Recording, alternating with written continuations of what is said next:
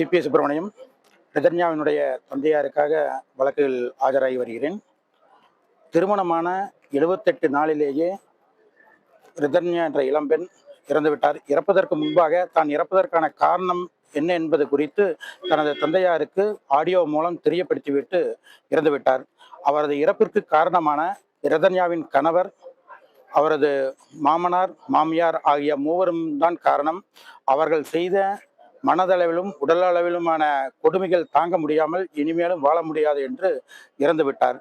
அவர்கள் மீது காவல்துறை வழக்கு பதிவு செய்து முதலில் அவரது கணவரையும் கணவரின் தகப்பனாரையும் கைது செய்திருந்தனர். அவர்கள் பிணை மனு திருப்பூர் மாவட்ட முதன்மை நீதிமன்றத்தில் தாக்கல் செய்திருந்தார்கள்.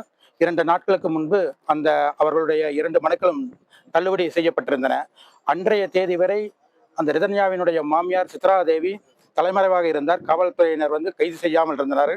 அன்றைய தினம் ரிதன்யாவின் தகப்பனாரும் மற்றவர்களும் திருப்பூர் மாவட்ட காவல்துறை கண்காணிப்பாளரை சந்தித்து வழக்கில் விசாரணை துரிதமாக நடைபெற வேண்டும், நியாயமாக நடைபெற வேண்டும் என்பதையும் எவ்வித அரசியல் தலையீடும் இல்லாமல் நடைபெற வேண்டும் என்று வலியுறுத்தினார்கள். அதைத் தொடர்ந்து அன்றைய தினம் சித்ராதேவியும் கைது செய்யப்பட்டிருந்தனர். சித்ராதேவி கைது செய்யப்பட்ட உடனே அடுத்த நாளே பிணை கோரி மனு தாக்கல் செய்திருந்தனர். அந்த பிணை மனு இன்று திருப்பூர் 1வது கூடுதல் மாவட்ட நீதிமன்றத்தில் விசாரணைக்கு வந்தது.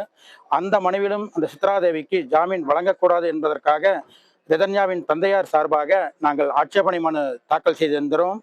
அந்த ஆட்சேபனை மனுவை பெற்றுக்கொண்டு நீதிமன்றம் 11ஆம் தேதிக்கு வழக்கை ஒத்திவைக்கப்பட்டுள்ளது. அன்றைய தினம் இருதரப்பும் விசாரணைக்கு ஏற்றுக்கொள்ளப்பட்டு அன்றைய தினம் உத்தரவு பிறப்பிப்பதாக தெரிவித்துள்ளார்கள். இந்த பாதிக்கப்பட்டவர்கள் தரப்பில் அந்த ரிதன்யாவினுடைய இறப்பிற்கு